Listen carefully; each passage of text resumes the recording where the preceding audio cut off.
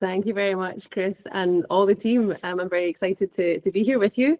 I'm also very excited to see what the Google Translate thing does with my accent, afterwards.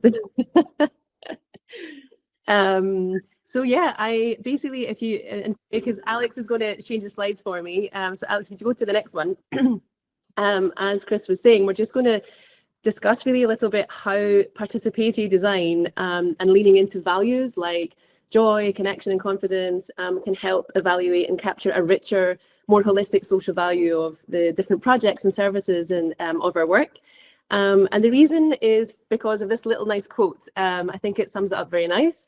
Not everything that counts could be counted, and not everything that can be counted counts. So next one. So just a quick agenda, really. So we've kind of done a wee bit of introductions, but we'll do a wee bit more. And then I'm just going to give you a little bit of context as to why I did this research and my work. Then I'll explain the research I did. Then I'm going to just present the evaluation model that I developed because of this research. I'll show you how I used it, and then we'll just do a bit of a Q&A and discussion, essentially. So that's kind of what we're going to do, if that's okay. And then, so yeah, just jumping in. Now, as I was saying, if you go to the next one, sorry. Some of you already said who you are, and if you haven't yet, please do write in the chat, your name and who you are. But also, if you could just really quickly share with me, now you can use your icons or you can send it in the chat. Just tell me what it is that you think explains what is the social value of volunteering, for example, because we're going to be talking about that more today. There's no right or wrong answer. I just wanted to get a little bit of flavor of what you guys are thinking, and also the rest of your names and where you're coming from. Building human connections and relationships, that's a good one. Community, connection, inclusion, cohesion, fun. The value of helping and service towards meeting needs in communities. That's really nice. Hi, Lily. Thanks for saying who you are. Giving those that may not be able to do paid work for any reason a sense of purpose and give back. That's nice. The impact that volunteering has on the volunteer and the communities, contributing the mission, bringing people together, making an impact on something we care about. All very lovely, kind things. Now, Riley, I'm going to note that, and you can please keep filling in who you are, and if you've got further, no one has yet said anything about pounds or economy or numbers or finance. I just want to put that out there for the rest of the presentation that I'm going to give. So if you jump to the next slide, please, Alex. So why did I end up kind of doing this? Basically, volunteers, and I came up with, I think, sort of 3 key insights based on my experience, my research and observations so far. So number one, volunteers and their role in society is massive yet relatively invisible and unseen, and so very much undervalued by anyone who's not in the sector. 2, promotion and communication around volunteering is focused on the opportunities, challenges and benefits for the volunteer individually, or at least it tends to be more focused on the volunteers, but not really the benefit or the impact on the communities. Yet that benefit or that impact that it's having is actually understood as really crucial for volunteer satisfaction and necessary to attract and retain volunteers and fundraise. And so linked to this, number 3, volunteer involving organizations, so all of us VIOs, increasingly need to show the impact of our work, but often lack the time, capacity, resource, etc. to do it. So if you jump to the next one, and when I looked a little bit more in detail at how volunteering impact tends to be captured as well, you can see that it does tend to be very quantitative. It's very numbers, it's very kind of number of active volunteers or number of hours donated, volunteer retention rate, number of roles offered, maybe some demographic data, etc. And that is the majority of how it's usually reported on. But there's very little, or at least there is some, and it is growing, but it's just much more limited when it comes to the more qualitative things like the stories and the videos and the testimonials. So I wanted to check, if you jump to the next slide, because I tried to kind of map out a little bit. And now this is just a couple of examples of some either reports or organizations and their approaches and where they kind of sit in a scale. Because what we can see as well is that because we kind of, I would say we're in this market society that really asks that we evaluate everything in exact quantities and usually in pounds. And even we are getting sort of sucked into this in our sector. And so if you look at this scale, you've got the horizontal scale with activities on the left and outcomes on the right. And again, as I was looking at all the different organizations and types of reports and social impact reporting and different things, there is more of a tendency to be looking at activities rather than actual outcomes in terms of what we describe. And then if you look at the vertical scale or axis, sorry, you've got the sort of impact on volunteers and the impact communities. So you tend to be, most people tend to, it's easier to capture the data on the impact on volunteers, isn't it, than the impact on communities. So most of us kind of tend to be in the sort of lower quadrants as well. And so I wanted to just check, like, how does this resonate with you? I mean, tell me what you like in the chat again, or, you know, even if you want to say more, but you can just put, where do you think you are? If with your work or your specific reporting or your overall organization, whatever way you want to answer this, which quadrant do you think you're in? It could be, by the way, more than one, because again, the work is mixed. Maybe sometimes we do more reporting on communities in areas where it's easier, and maybe we can in others, and so we do more reporting on the volunteers. Or do we have a tendency to do more activities and not outcomes? I'd just love to hear what you think. Okay, we've got Betty saying 1, so good, great impact on communities, but more of a kind of activities kind of thing. We've got some 2s, mostly 2s so far. Another 1, more 2s. Somewhere between 1 or 2, we definitely don't focus as much as on outcomes. Yeah, kind of 2, right? 3 and 4, oh great. So there's a couple of examples of outcomes and impact on volunteers and for the impact on communities, which is great. Definitely harder to do. Yeah, it's a bit of a mixed bag, and it really does depend on context, of course. And you know, feel free to keep thinking about that or add on more. But if you go to the next slide, please, Alex. Sorry, thank you. The thing is, what we've also had since 2012, right, is our UK Social Value Act. Now, this started out as a rule for businesses being contracted under procurement for public services. And it was basically to ensure that a certain percentage of that contract would go to some kind of social cause. And that's really good. It's really good that we're actually going towards public and private sector kind of making efforts to do that. But what has followed since has been a few different kind of ways, methods, or organizations that help measure this. But the measurement tends to be, again, very much in economic terms. So the main ones are here on the table. So if you look at it, for example, you can do, you know, social return on investment, which again, the end measure is pounds, and it looks at the value of the benefits relative to the cost of achieving them. You've got a cost benefit analysis where you can do, you know, benefits minus costs or benefits divided by cost to get the kind of benefit cost ratio. So again, pounds. And then you've got what has now become the main way to measure, the classic way to measure social value, which is the TOMs, or the themes, outcomes, and measures.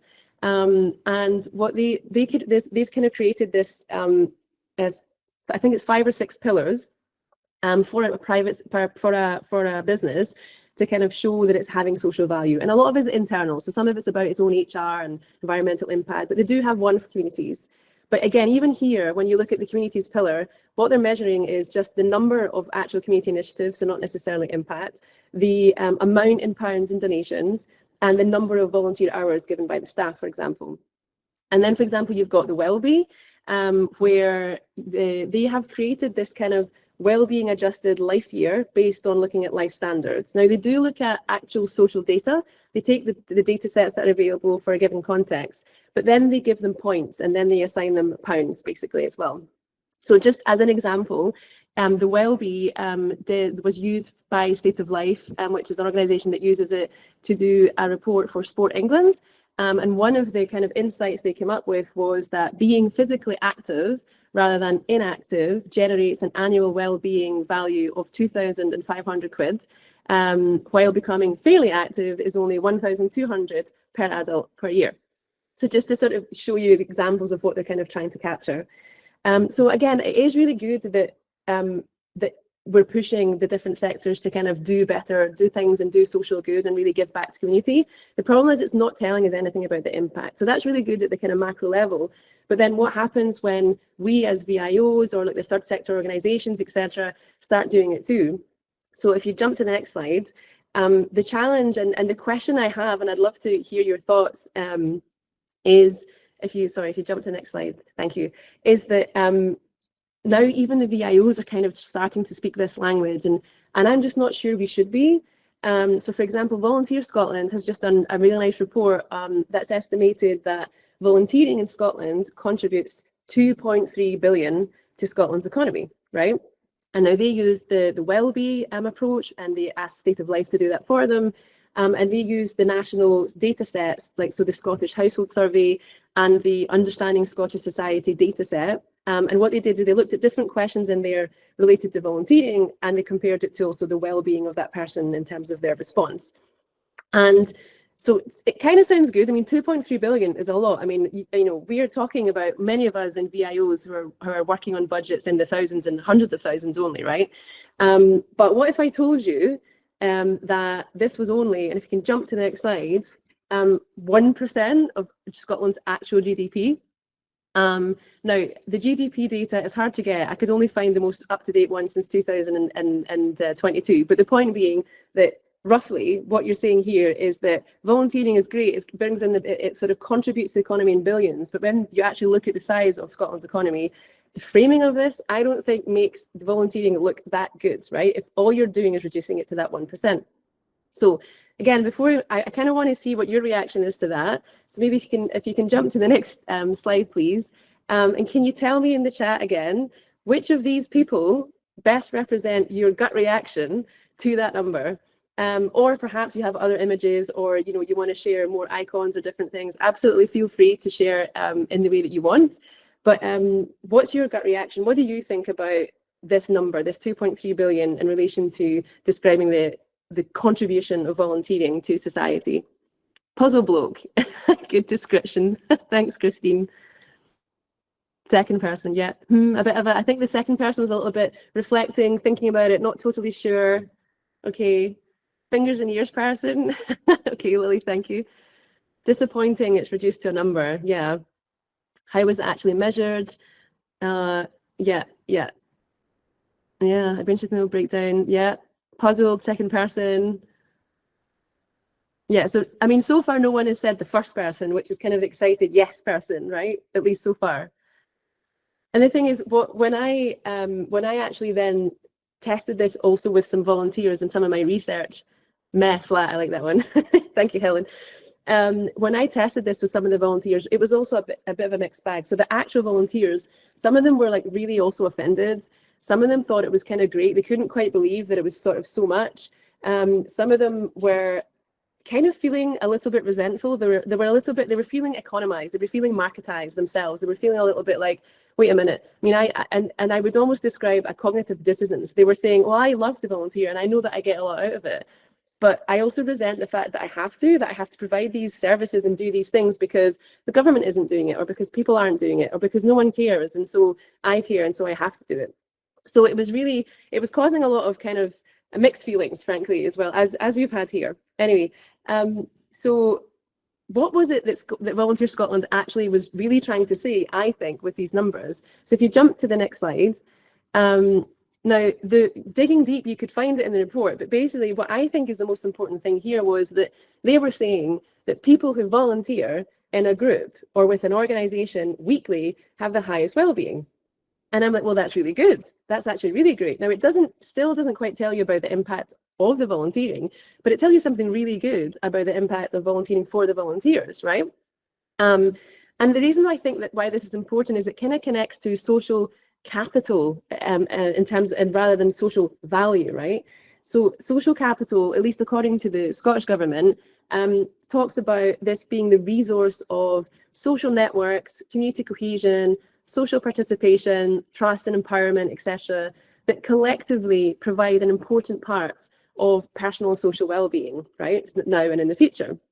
But the problem is, at least in Scotland, social capital, since they've been measuring it since 2013, has actually been going down. It's been in a decline since 2013. And this is at the same time as us promoting and kind of thinking that, you know, our economic capital and the economic ways of doing things are going to be the panacea and fix all our problems. But the thing is, obviously, and we know in our sector that money alone won't fix it. Now, we obviously need the money to do our jobs, but really measuring our work in GDP, I think maybe undermines the importance of our work. And I think there's three sort of main considerations as to why I think this is, and that kind of back this up. So next slide, please. One thing that really struck me when I found this out was that thinking about money makes us humans less pro-social in our brains, right? Now we've got a lot of cognitive biases, and this one I think is an absolute cracker.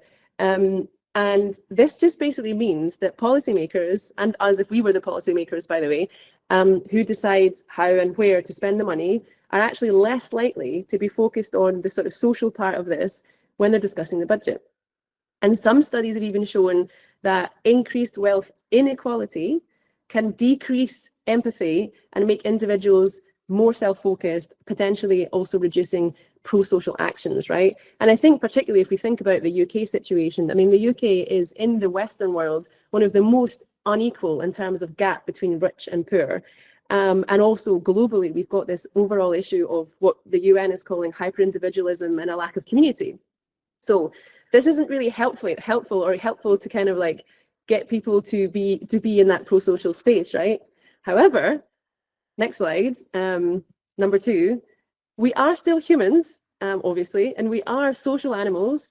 And despite the general tendency in the West to favor rational thought over distracting emotions, it is now commonly understood that feelings and experiences are innate to who we are as humans, and thinking and acting without these is totally impossible. Now, if anyone has seen the Pixar movie, Inside Out, you can perhaps picture what I mean by this.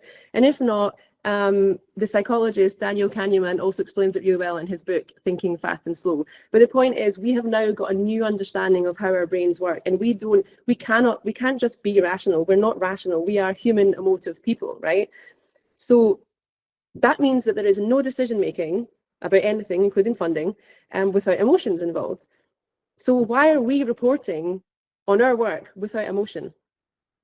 And that's especially important when we know now, as of the previous slide, that numbers don't make us very emotional or very social. And so how can we expect people to fund us or take us seriously if we're not telling them the full true story of the work that we do, and we're only reducing it to numbers? And so finally, and the third thing is, there is a movement towards recognizing the need to bring to the fore the people's lived experience, right? Which is good news for us, and have that validated through their collective meaning making. And so this is why, so next slide, my whole sort of research and the thing that I did was to kind of turn to participatory design to help qualitatively evaluate the social impact of Glasgow Life's volunteering programs, basically.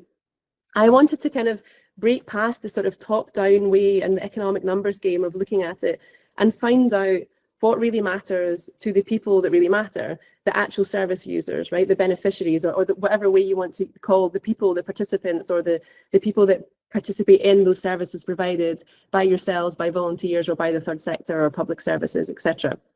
So if you jump to the next slide, this just gives you a brief overview of the research methodology.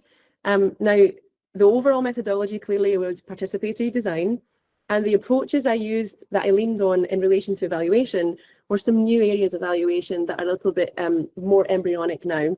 And these were looking at values-based evaluation, generative evaluation, and participatory evaluation. Now, before I go any further, I just want to give a couple of explainers of some of this jargon, because hopefully it doesn't sound, I know it sounds probably a bit academic-y, but basically, if you go to the next slide, participatory design, it just means that it's a collaborative approach to designing anything. And that just basically actively involves all the stakeholders, especially the end users, in this case, the actual volunteers and the people they were helping in the design process. And then in my case, what I did is I used participatory design to design a new evaluation framework for Glasgow Life. Then, if you jump to the next slide, just wanted to explain design as well, because I think design can be really off-putting and unclear. The good thing is we're all actually designers, and simply put, it's just the process of creating or planning something, whether something new, whether it's a tangible object, a system, or an experience, right? Put it this way, they let me do a master in design innovation at Glasgow School of Art. I do not have a design BA. I come from our sector, I come from social justice, UN stuff, programming, etc. So I am not qualified to design a building or to do your interiors, but I can design projects and ways to evaluate them and methods to showcase that data based on my background in the third sector and the public sector. So that's all it is, basically. And then just explaining a little bit the evaluation part. If you jump to the next slide, sorry, thank you. There's a lot of different methods to evaluation. And so, as I was saying, my background is in program design, management, monitoring and evaluation with the UN. So we were always getting evaluated or having to do an evaluation. And usually this would be looking at things like, okay, did you just achieve what you said you would and when you used our money? And so it was the classic stuff of looking at, did you do the right process? Did you get the right results? Did you learn anything? Was it efficient? Was it effective? The kind of usual stuff, right? But what's coming out now, internationally at least, is that there's a new ways of doing evaluation that are a little bit less prescriptive and a little bit more bottom up. And so, for example, you can do participatory evaluation, which is what I kind of leaned on. And that's about just involving the people who are getting evaluated in the evaluation. There's also generative evaluation. And so that's basically making sure that the people participating in it are also actually actively contributing to improving the service that you're providing, for example. And so I leaned on these. So if you jump to the next slide, I'm just going to explain the last part. And what was also values-based evaluation. And again, this is literally just checking if an organization's values or actions, are in line with the values that it has. And so I was just able to look at Glasgow Life's values. You can see the top three here. The core ones are inclusion, health, and economy.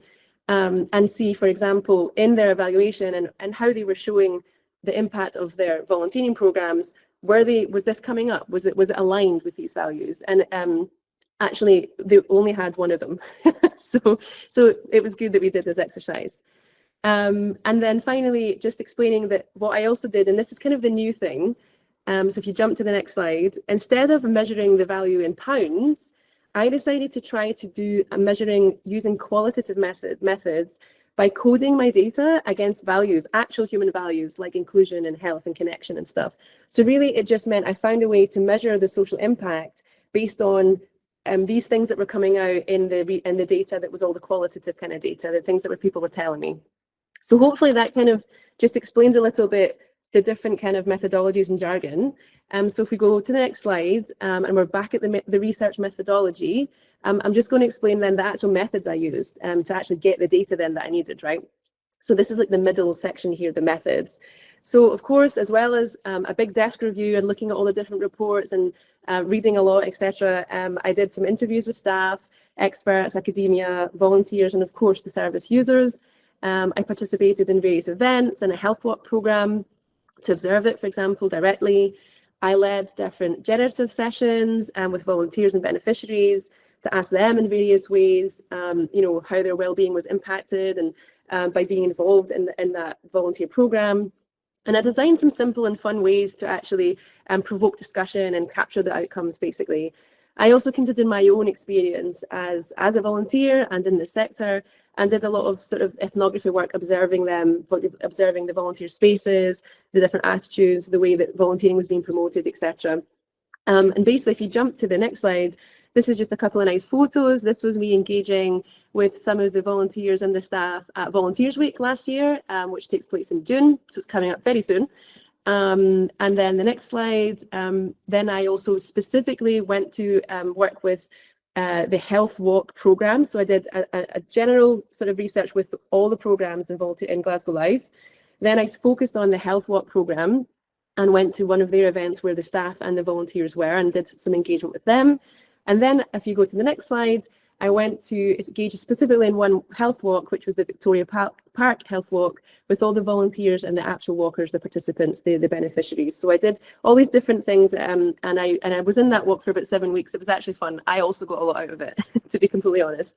And we had lots of teas and chats and lunch and stuff. But basically, what did I get out of this? What did I discover? So if you jump to the next slide, this is where I did this kind of values-based analysis on the data that was coming out.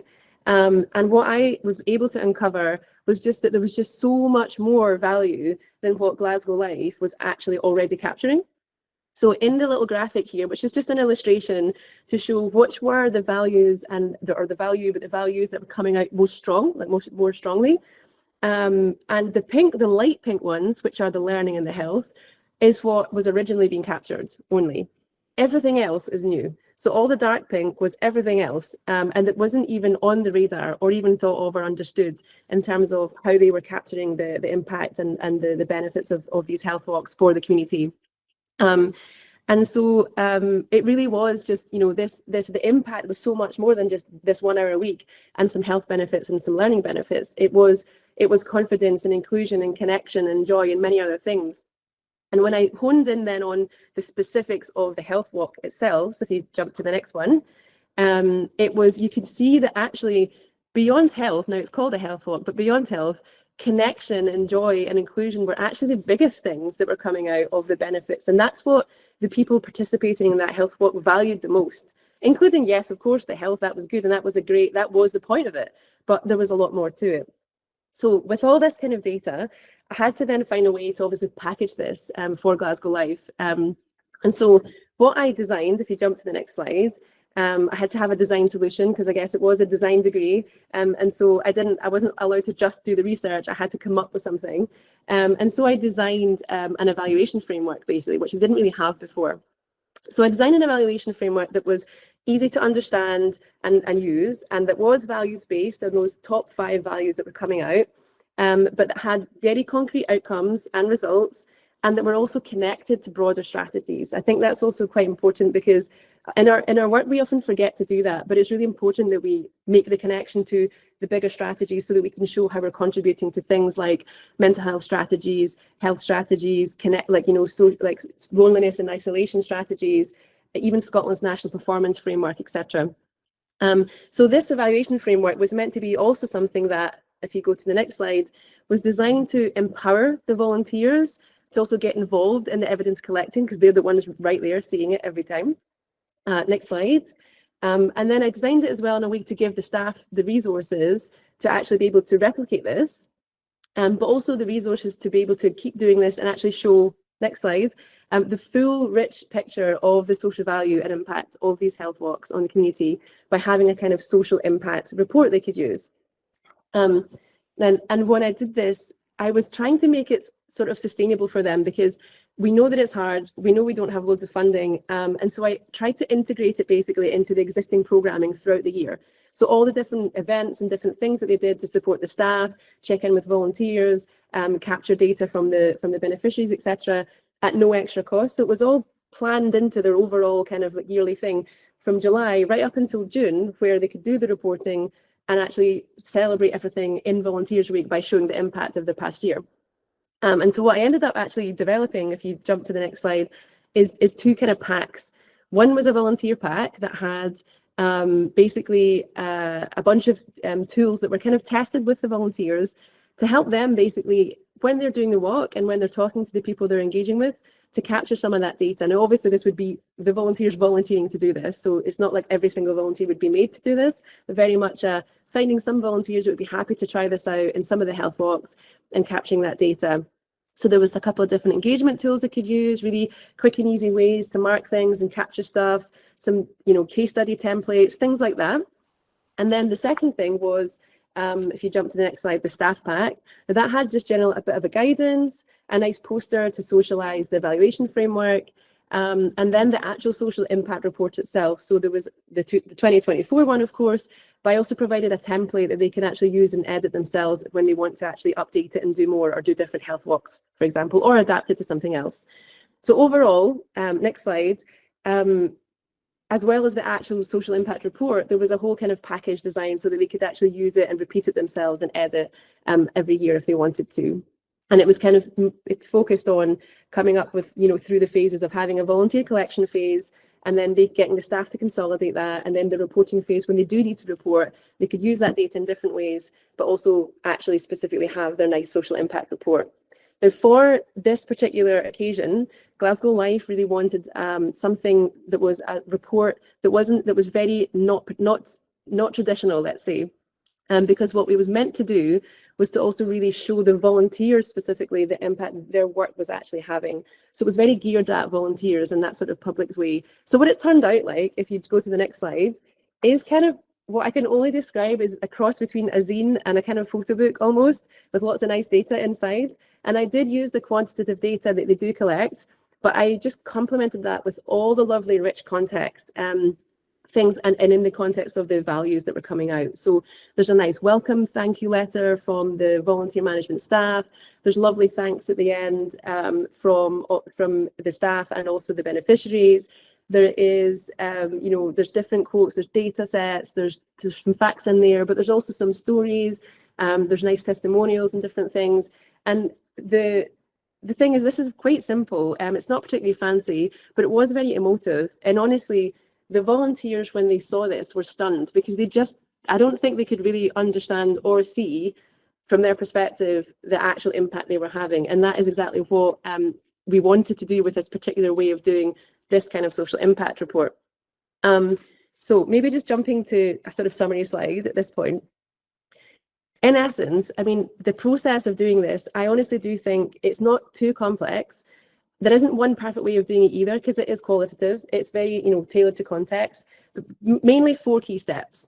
And what you want to be doing really is you want to get your sort of secondary data collection, just some desk research really. You know, you want to know what you already measure, what data do you already have, what purpose do you want your evaluation to actually achieve, what resources do you have to help you capture it, and what's actually feasible to capture. You don't have to capture everything. You know, a lot of the times, insights and stories tell so much more than trying to capture the data of every single person. And then what you want to do is actually really collect some actual primary data, what we'd call it primary data. So really that's talking to the people who are actually benefiting from it. And you can do that really feasibly. It can be quite low cost. It can be quite creative and fun and tailored to, you know, whatever it is that you're actually trying to engage with. So in my case, I did, you know, talks and observations and workshops and cards and some games and things, and that gave me a lot.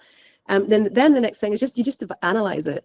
Now do try to spend a bit of time understanding your data and analyzing it in different ways. And then the best thing you can do here, especially when it's qualitative stuff, is put it back in front of the people you've actually got this data from and get them to validate it. Because when they validate it, then that is validated data that they agree with that cannot be contested. And then you can basically package it and go. And so how do you use that data? How do you package it? Is it for the donor? Is it for a volunteer? Is it for fundraising? Is it for LinkedIn, social media? What is it? You just use the data in the way you need it and just make sure you use it though. Package it and reuse it and keep using it. There's nothing worse than doing a really nice report and then it just sitting there and not getting used. And so that's just the process in a nutshell. And I think if you maybe just jump 2 slides, if that's okay, Alex, thank you. And it isn't just me that's kind of doing this approach, right? And this approach, when I say this approach, I just mean working to capture and validate the felt and lived experience of people in different ways. And it's not only for evaluations, right? It's about informing policy, it's about having public participation, etc. Now, these are just a couple of examples. But for example, Glasgow City Council has the Centre for Civic Innovation, and they've got like a design-led team, and to try to understand societal shifts and civic experiences within the city, so they can actually respond to those kind of needs. Glasgow University's got a whole kind of urban planning arm, and they're actually doing this whole kind of research on advancing what they call people-centered and place-based approaches. So very much tapping into the lived and felt experience to help design spaces and places for people. And then you've got, there's a professor in San Diego I've been talking to at the university there, who's done her whole thesis on capturing the multidimensional value of volunteerism. And that's really fascinating. And it is online and you can access it. She's really great. And you can follow her on LinkedIn as well. She's got some really nice insights. And then even the government, I haven't actually read this guidance, but just to say that even the UK government has released a kind of lived experience policy making guide in terms of like ideas and things of how to like tap into that lived experience. So finally, I think it does take a wee bit of work, but the thing is, I would actually argue that the lived experience and the social stuff is actually what we're good at. Like that's what we do in our sector. I think the issue is that we've kind of forgotten a little bit because we've been pulled into what is a market society. We've been pulled into a way of reporting, etc., to actually, to respond to the way the current economy actually works. But the implications in terms of bringing in this lived experience is actually quite big. So, for example, for fundraising, Now, this is a great quote from Kevin Brown: "Numbers tell, stories sell." And he says, you don't actually need more data. And he means like, financial kind of data in your fundraising. Instead, just get quotes, interviews, illustrations, open letters, testimonials, photo essays, staff reflections, anything, all that kind of stuff that brings it to life, basically. It's so important, particularly in our very difficult funding situation right now, right? Then the next slide, there's also, as I was mentioning, particularly for volunteering, and even just for general staff, like, so the social work that we do is quite hard. It can be traumatic, it can be exhausting, it can be very emotional, and it's difficult. But the reason why we do it is because we sign up, volunteers, staff, all of us, we sign up to make a difference. And if we don't see the difference that we make, then it's just easier to walk away, isn't it? So it really can help in retention and recruitment. And that is so important right now, because volunteering is in decline. And because we need to focus on sort of enhancing that experience so that people do stay and they want to join and can get involved, not only for their own benefit, but obviously for the benefit of the work that we do, because we depend on volunteers a lot. And then the next one is very much also about volunteer and staff empowerment. So, you don't always need expensive long-term statistical studies. Our job really is just to show the impact by sharing insights and stories. And the volunteers and the staff and actually the people benefiting from those services can actually help, because they're the ones with all the stories and insights. So you just need to capture what matters to them, and then you've captured all the stories and insights, and that is going to sell so much better. And yes, of course, complement it with any of the stats you've got, but it's going to give such a better picture for what it is you're actually achieving. And then finally, the implications in terms of our role in society, which I do believe is taken much less seriously compared to other sectors. So I do think that we need to stand up for social capital, not just social value in GDP. Because even if we start speaking, our sector starts speaking in terms of, return on investment and GDP and value for money, who is actually going to be left to tell the human stories? Because social issues need social solutions, but I don't think social solutions can be measured in GDP. The only thing you can really measure there is just how much it costs to do it, but not the value of it in pounds, because I don't think that it has a value in pounds.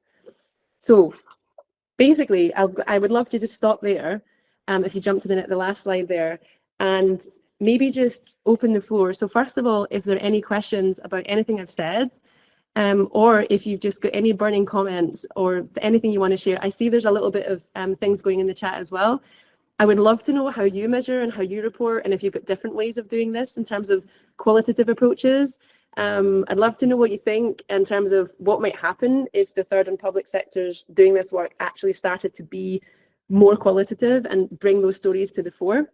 And what do you think it takes actually to change this economy bias that we have, this narrative and this mindset? So yeah, I'm going to maybe hand back to you and open the floor and just see if you've got different questions, or if you just want to open your mic and jump, or if you want to put your hands up. Absolutely open to you at this point. Helen, thank you so much for being the first person. Yeah, I thought I'd just break that seal and do it. Thank you. Okay, so I work in the museums, and I think we are an organisation that is really good at telling stories. I think we operate well that way.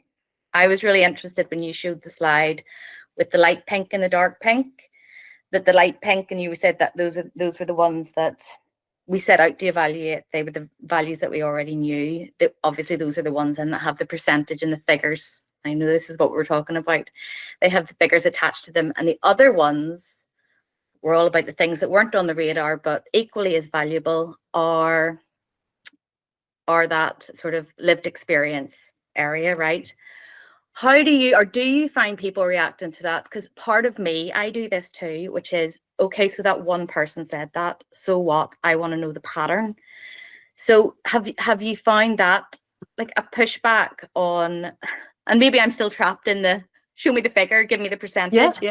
And maybe that's what you're trying to challenge here, but are you still finding people are reacting to those quotes, which are really powerful, but it's still like, I need to know the pattern?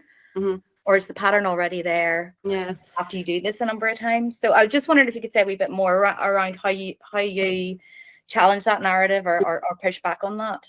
No, that's a really good question, because so when I did the research, I mean, I think I could technically say that it isn't just one person, because I actually sort of technically counted, right? But I was counting in values. So what I did was I had so much data, and I didn't talk to just one person. I talked to all the people on that walk, which was 20, at least 40 volunteers, at least about 20 different experts and different things like that.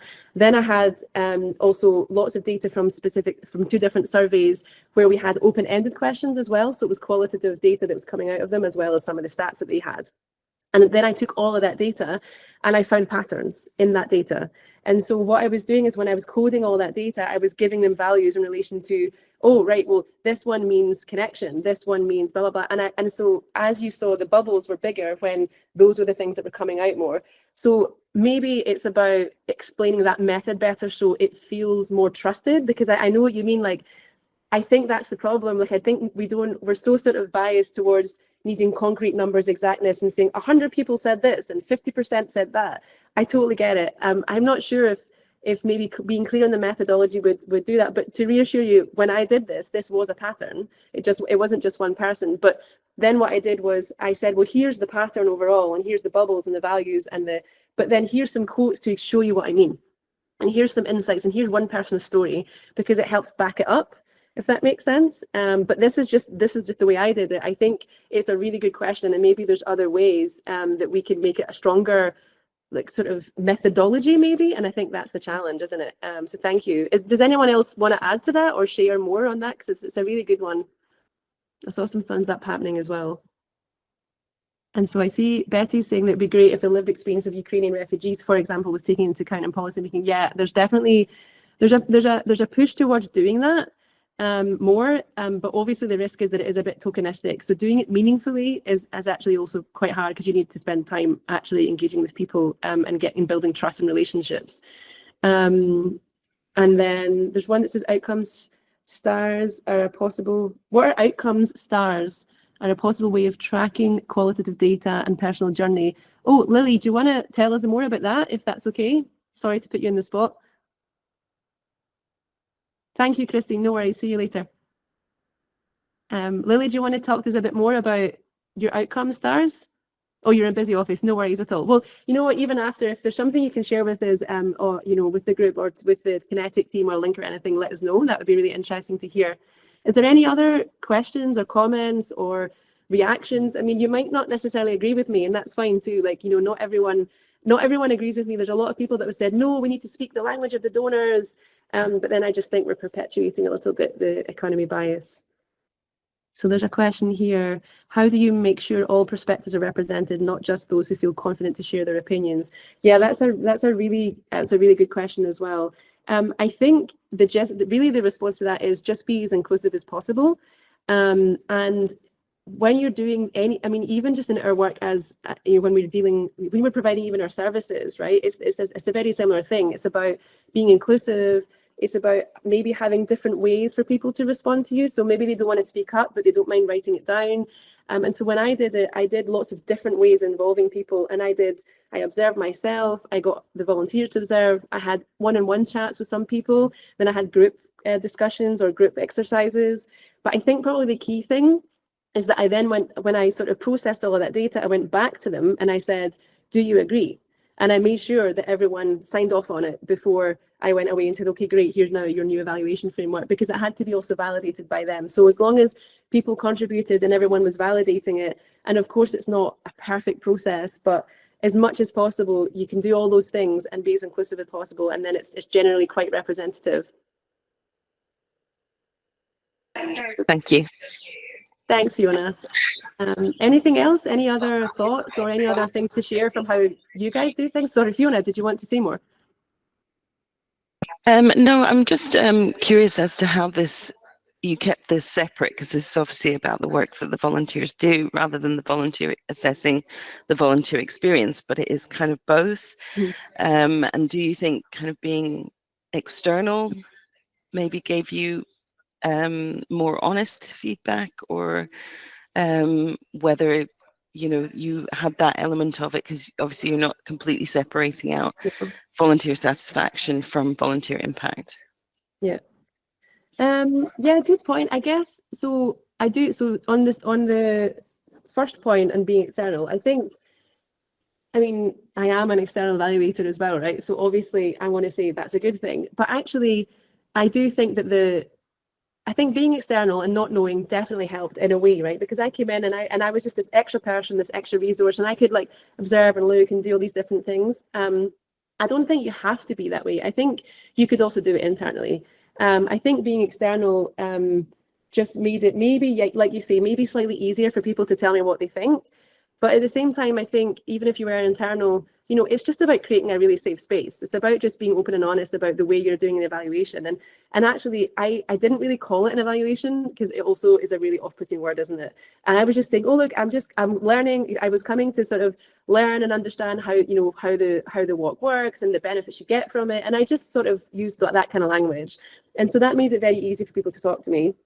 But then also on the kind of separating thing, I guess it depends. You could definitely separate, like if you wanted to be targeted about the volunteering experience, that I have data that was specific to that was specifically from the volunteers, and I could have just done that if I wanted, if that's what Glasgow Life wanted. Or I could have done only what, for example, the beneficiaries were saying and like focused it on that.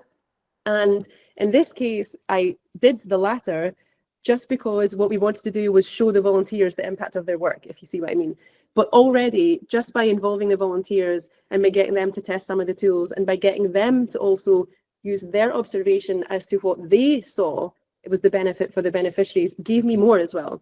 Because what was quite interesting was the volunteers saw more confidence, right? They saw that there was confidence coming up more in the people that they were supporting.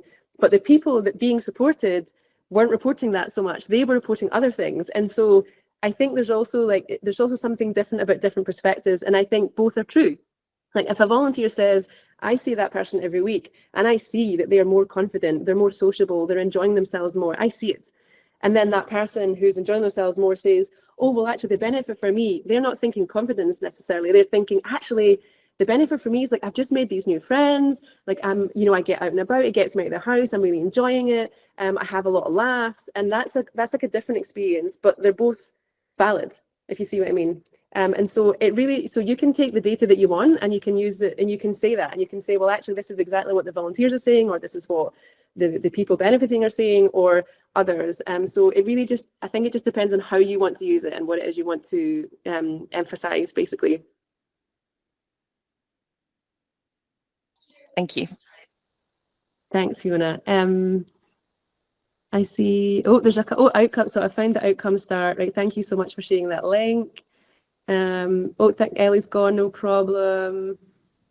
Lily has sent numbers tell, stories tell to her fundraising team. That's good.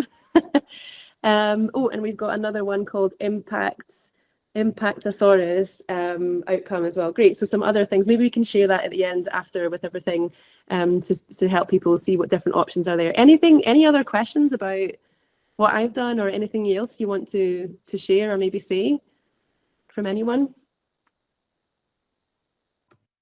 I'm going to say one more thing, which is just about the numbers tell, stories sell, which I do think is really effective. And it goes back to just what you were saying around when you're presenting things to funders. I know we're talking about volunteers as an audience, but to funders, to people that are holding the purse strings. I mean, ultimately, people will remember how you made them feel. Yeah. And numbers, while they tell you something, they don't leave you with that emotive feeling.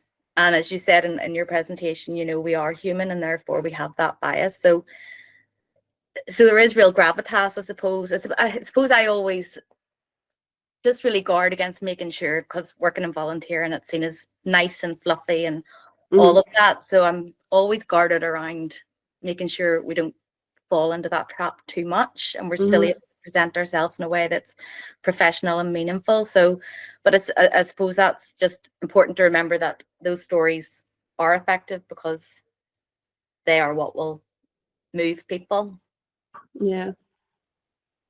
Yeah, I agree. I definitely think that it is that visceral. I mean, if someone's going to make a decision on how to fund you, And actually, one of the things I forgot to mention actually was there is a little bit of research, because I get a lot of people say to me, yeah, we need to be professional, we need to speak the language of the funders, etc. And I'm like, well, yeah, sure. I mean, if you need to give them the numbers and the stats, and fine, do that. But that doesn't stop you also giving them the other stuff.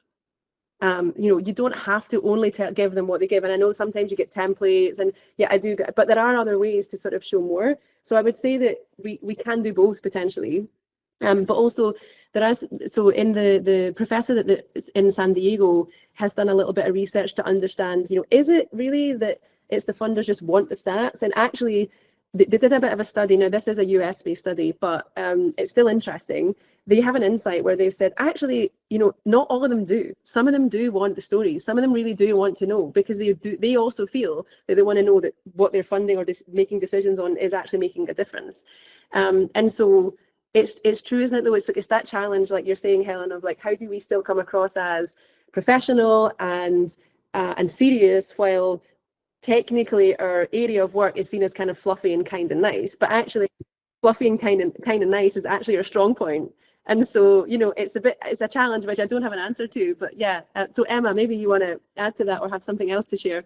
Yeah, so it is on that exactly of speaking that same language as funders.